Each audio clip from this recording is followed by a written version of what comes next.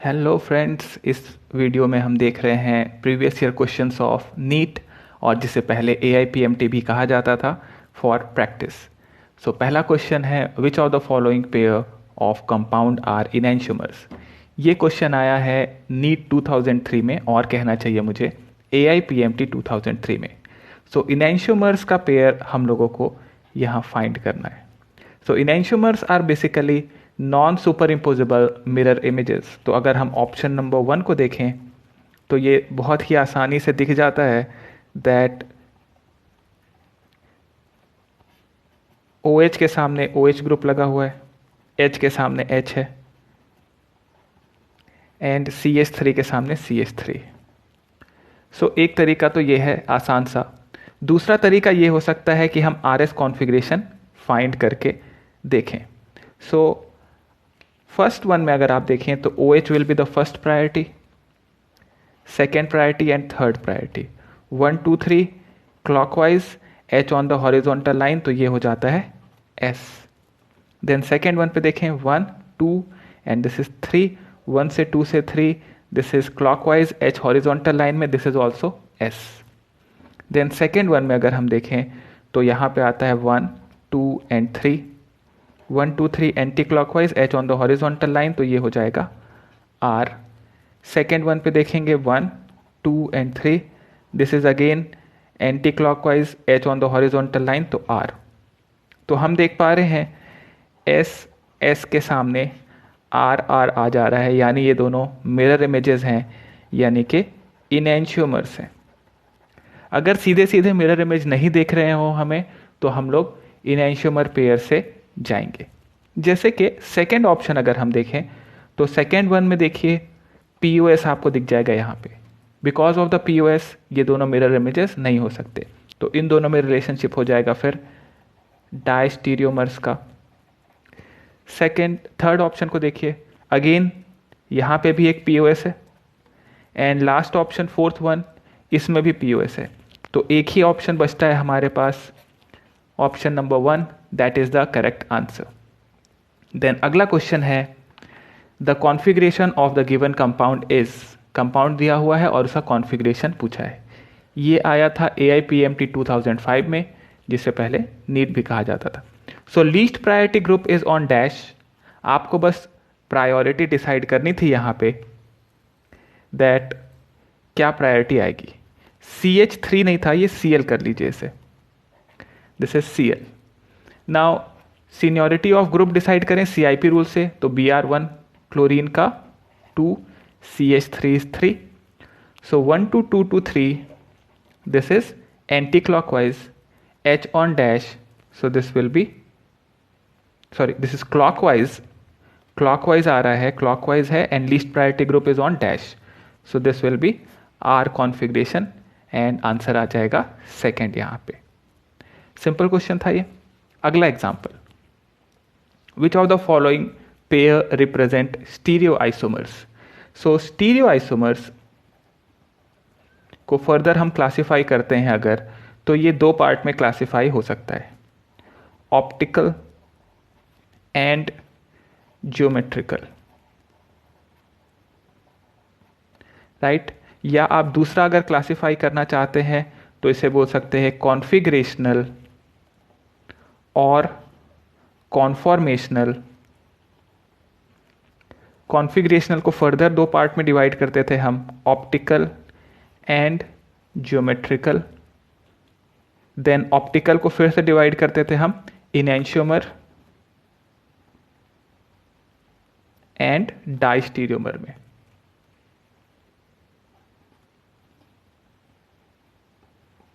खैर इतना नहीं पूछा है, आपसे पूछा है कि which of the following pair represents stereo isomer, 2005 का क्वेश्चन है।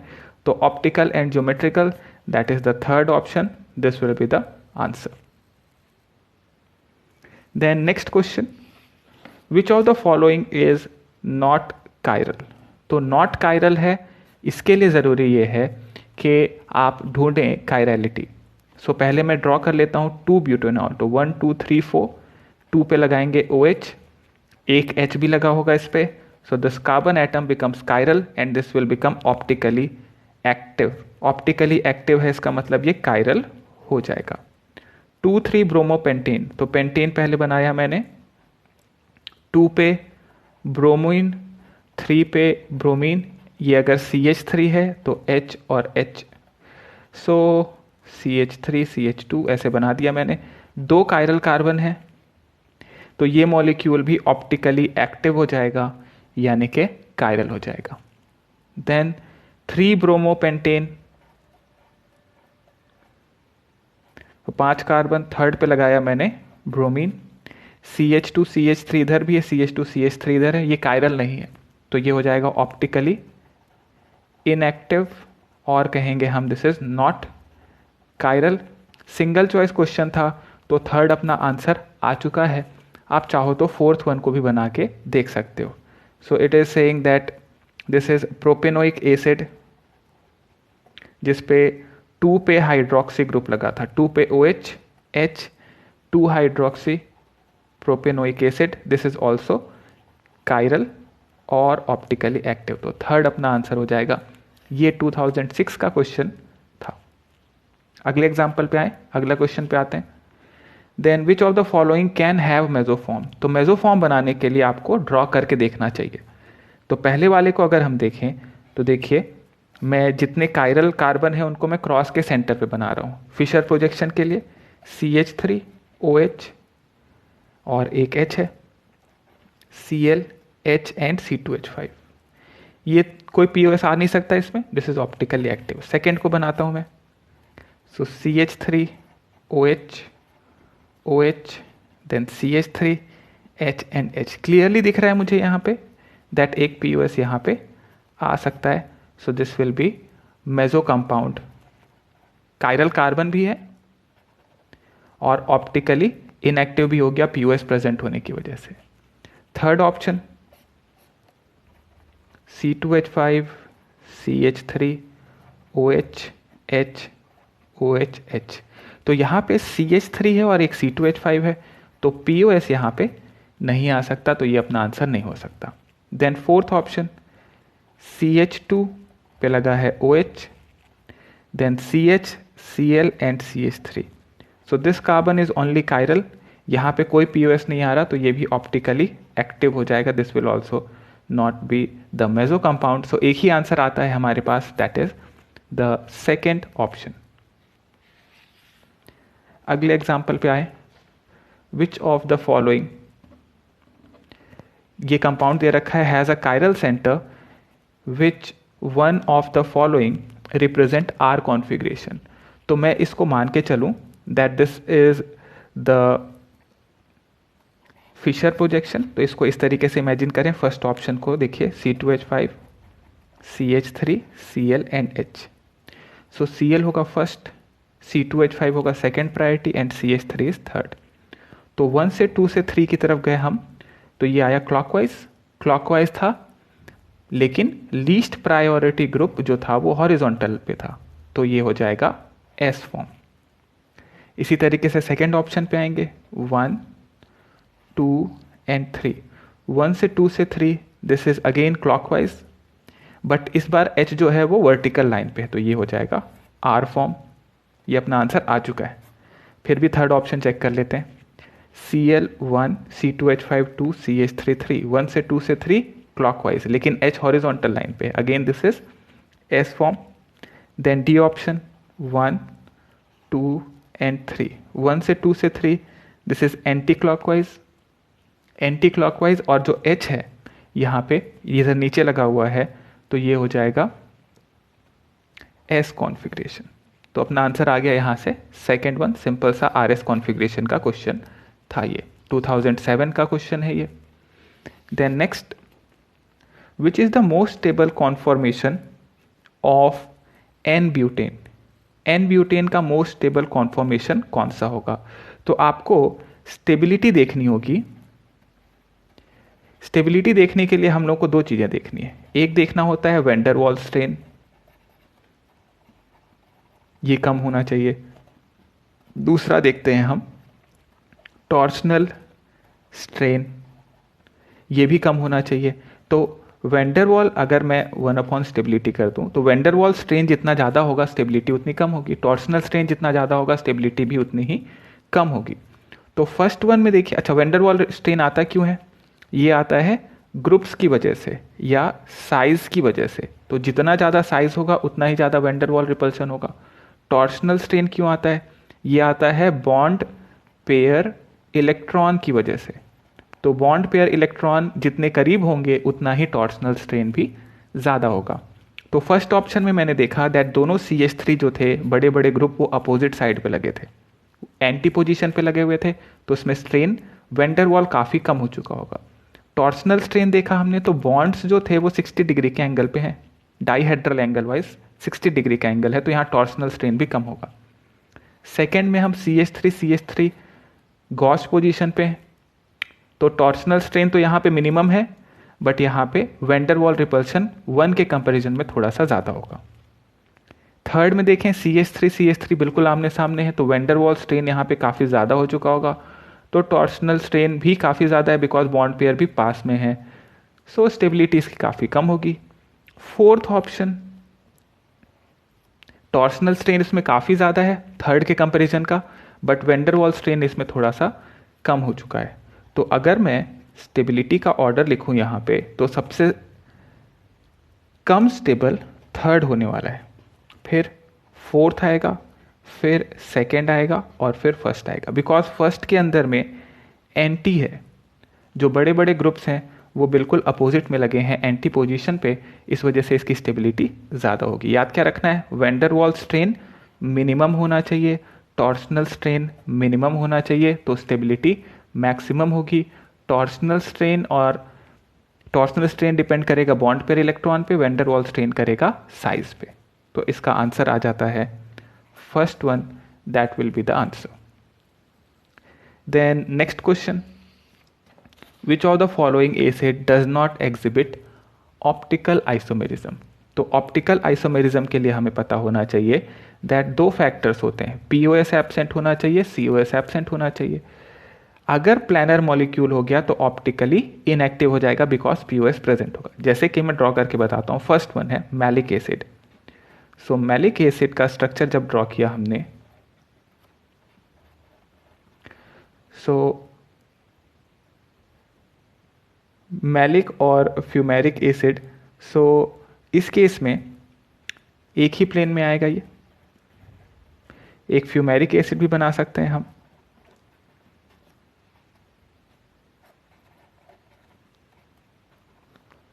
तो इस केस में देखिए ये सब एक प्लेन में आएंगे तो ये ऑप्टिकली इनएक्टिव हो चुका होगा,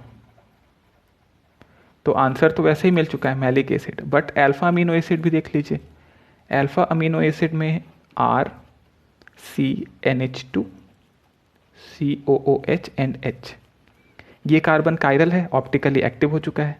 then is the lactic acid, lactic acid होता है CH3 COH H and COOH, यहाँ पे भी देखिए कायरल कार्बन है, ये भी ऑप्टिकली एक्टिव हो जाएगा। Then is tartaric acid, tartaric acid में देखते हैं हम that COH CHOH COH H and COOH, तो यहाँ पे 2 कायरल कार्बन है, ये वाले फॉर्म के अंदर में POS COS नहीं है, so this is also optically active. तो आंसर हो जाएगा फर्स्ट मैलिक एसिड, बिकॉज ये प्लानर मॉलिक्यूल है, आप चाहो तो यहाँ लिख लो दिस इज प्लानर, और POS यहाँ पे प्रेजेंट हो जाएगा। जितने भी प्लानर मॉलिक्यूल होंगे वो हमेशा ही ऑप्टिकली इनएक्टिव देखने को मिलेंगे, और क्योंकि ऑप्टिकली इनएक्टिव हैं इस वजह से ऑप्टिकल आइसोमेरिज्म भी नहीं दिखा सकते, ऑप्टिकली एक्टिव होना पड़ता ऑप्टिकल आइसोमेरिज्म शो करने के लिए। तो ये था क्वेश्चन ऑप्टिकल आइसोमेरिज्म का, ये 2012 का क्वेश्चन है। देन नेक्स्ट क्वेश्चन है 2 possible stereo structure of CH3CHCOOH। See this is lactic acid, तो इसमें से ऑप्टिकली एक्टिव फॉर्म कौन का रिलेशन क्या होगा? तो आप चाहो तो बना सकते हो इसको, COOH को मैंने OH, देन H और CH3, एक ये फॉर्म होगा और एक होगा इसका मिरर इमेज, H, यहाँ COH आ जाता है और यहाँ CH3 आ जाता है। इन दोनों में रिलेशनशिप हो जाएगा that they are enantiomers. That means third answer अपना करेक्ट हो जाएगा। फिशर प्रोजेक्शन मैंने यहाँ यूज़ करके बनाया है। Okay, next question, which of the following regarding the comparison of staggered and eclipsed conformation of ethane is? Option number 1 है staggered conformation of ethane is more stable than eclipsed conformation। Okay, staggered conformation कह रहा है more stable है किससे? eclipsed conformation है, because staggered conformation has no torsional strain। बिल्कुल सही बात है, बिल्कुल सही बात है, तो स्टेटमेंट 1 तो करेक्ट हो गया। फिर कहता है staggered conformation of ethane is less stable than eclipsed conformation। बिल्कुल गलत है ये स्टेटमेंट, because staggered conformation ज़्यादा स्टेबल होता है। eclipsed conformation of ethane is more stable than staggered conformation because eclipsed conformation has no torsional strain। गलत बात, eclipsed में torsional strain सबसे ज़्यादा होता है, तो ये भी गलत हो गया। eclipsed conformation of ethane is more stable than staggered even though eclipsed conformation has torsional strain. बिल्कुल नहीं, इक्लिप्स्ड कॉन्फॉर्मेशन मोर स्टेबल नहीं होता, लेस स्टेबल होता है, तो ये ऑप्शन भी गलत हो गया। तो आंसर आ गया फर्स्ट। स्टैगर्ड कॉन्फॉर्मेशन याद रखो, अगर स्टैगर्ड कॉन्फॉर्मेशन देखें तो आप 60 डिग्री वाला एंगल या 180 डिग्री वाले एंगल को इमेजिन कर सकते हो। सो एक अगर हम बना के बताएं तो ये H और H इथेन का बना रहा हूँ, तो ये होगा मेरा स्टैगर्ड कॉन्फॉर्मेशन। और अगर हम बिल्कुल आमने सामने ग्रुप लगा दें इस तरीके से, तो ये हो जाएगा eclipsed conformation. So obviously staggered conformation is more stable then the eclipsed conformation. यहाँ पे बिल्कुल क्लियरली समझ में आता है because of the strain, because eclipsed में स्ट्रेन ज़्यादा होगा टॉर्शनल का, जबकि यहाँ पे ग्रुप्स दूर हैं और बॉन्ड पेयर भी दूर हैं, तो यहाँ पे स्ट्रेन कम हो जाएगा, इसलिए staggered is more stable then eclipsed. फिर पूछता है which of the following biphenyl is optically active. 2016 का क्वेश्चन है। तो देखिए, बाइफिनाइल्स को ऑप्टिकली एक्टिव होने के लिए आपको ये ध्यान रखना है कि अगर मान लीजिए ए बी ग्रुप जुड़ा है तो इस दूसरे वाले बेंजीन को परपेंडिकुलर प्लेन में होना होगा जिस प्लेन में आपने पहले वाले बेंजीन को बनाया है। तो मैंने एक को अगर बनाया है पेपर के प्लेन में तो दूसरे को मैं वेज डैश में बना रहा हूँ। तो यहाँ पे बी और ए ये कुछ इस तरीके से दिखने चाहिए।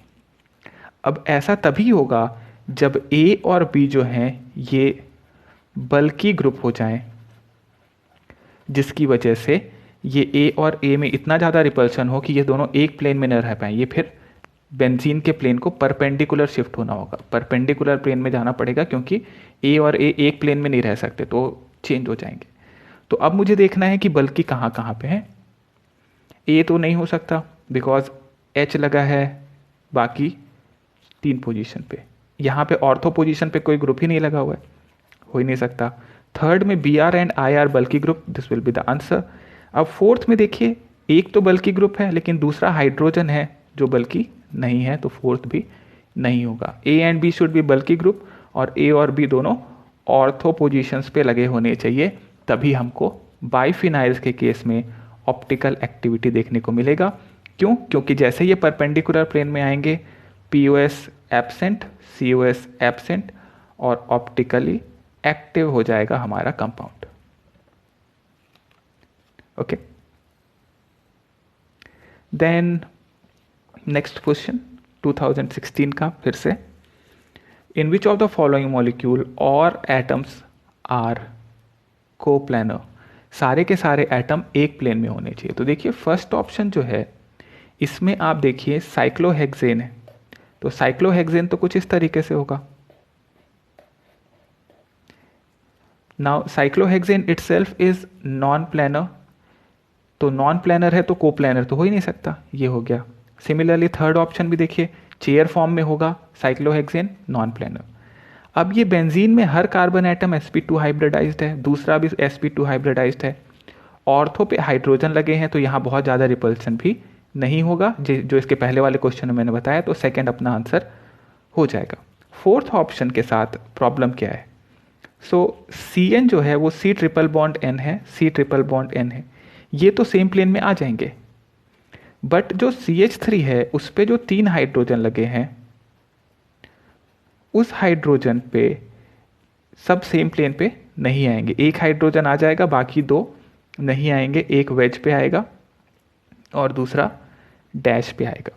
तो ये CH3 और CH3 सेम प्लेन में नहीं आने की वजह से अपना फोर्थ ऑप्शन गलत हो गया। सो आंसर आ जाएगा यहाँ पे सेकेंड वन। तो ये बाइफिनाइल जो था इसमें सबके सब एटम सेम प्लेन में है because each atom is sp2 hybridised.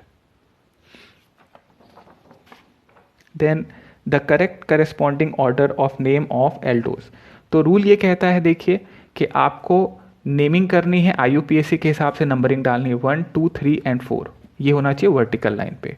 फिर हाईएस्ट नंबर्ड कायरल कार्बन, तो यहाँ 2 एंड 3 कायरल कार्बन थे, हाईएस्ट नंबर्ड है थर्ड वाला, तो हाईएस्ट नंबर्ड कायरल कार्बन पे आपको देखना है OH ग्रुप या आपको NH2 ग्रुप देखना है। अगर ये लेफ्ट साइड में है तो L हो जाएगा, अगर राइट साइड में है तो D फॉर्म हो जाएगा। तो फर्स्ट वन पे देखें highest numbered chiral carbon, OH is on the right side, तो D हो जाएगा। सेकेंड में आए हाईएस्ट नंबर्ड कायरल कार्बन पे OH ग्रुप को देखा मैंने, ये भी राइट साइड में है तो D हो जाएगा। Then next one OH group is on the left hand side, तो L फॉर्म। एंड नेक्स्ट फोर्थ वन में देखिए OH लेफ्ट साइड में है तो L हो जाएगा। अब बोल रहा है रेस्पेक्टिवली दे रखा है, तो हमको देखने को मिल रहा है पहला D है, दूसरा भी D है, तीसरा L है और फोर्थ वन इज L। हमें ऑप्शन चुनना है इथाइरोज एंड थ्रियोज का। सो एक ही ऑप्शन आ रहा है यहाँ पे, that is the option number 1, that is correct. So third option भी दिख रहा था बट L फॉर्म, लेकिन थ्रियोज नहीं है, this is इथाइरोज।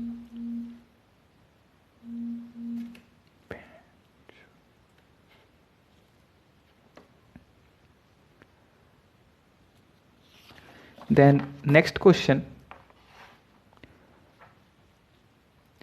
with respect to the conformers of ethane, which of the following statement is true? Bond angle remains same but bond length changes. Bond angle changes but bond length remains same. तो देखिए ethane का अगर मैं conformer बना के बताऊं तो staggered conformer ये हो जाएगा एंड इक्लिप्स्ड कॉन्फॉर्मर इधर हो जाएगा। अब इसमें देखिए कि बॉन्ड के बीच में एंगल, यानी कि कार्बन हाइड्रोजन, इनके बीच का एंगल तो बदल नहीं रहा, sp3 हाइब्रिडाइज्ड है यानी 109 डिग्री 28 मिनट्स, वो तो चेंज नहीं हो रहा। बट इधर से ये जो एंगल चेंज हो रहा है phi, this is the dihedral angle. So dihedral angle change हो रहा है बट एक्चुअल एंगल चेंज नहीं हो रहा। तो बॉन्ड एंगल जो है वो तो चेंज नहीं हो रहा बट डाइहेड्रल एंगल चेंज हो रहा है। दूसरी बात, जो यहाँ पे बॉन्ड लेंथ होगा, बॉन्ड लेंथ एटम्स के बीच में, वो भी चेंज नहीं होगा, it will remain constant. Only changing factor is dihedral angle phi. So dihedral angle phi change हो रहा है बट बॉन्ड लेंथ चेंज नहीं हो रहा। बॉन्ड एंगल जो कि एक्चुअल एटम्स के बीच का एंगल है, that is 109 degree 28 minutes because of the sp3 hybridised carbon, that is also not changing. So basically हम ये कह रहे हैं कि बॉन्ड एंगल सेम रहेगा, बॉन्ड लेंथ भी सेम रहेगा, डाइहेड्रल एंगल बदलेगा। तो हमको ऑप्शन चुनना है bond angle and bond length remain same, that is the option number 4th। सो ये था हमारा नीट के प्रीवियस ईयर के क्वेश्चंस। अब अगर ये वीडियो पसंद आया तो लाइक करो, शेयर करो और सब्सक्राइब करो। Thank you for watching, bye bye and take care.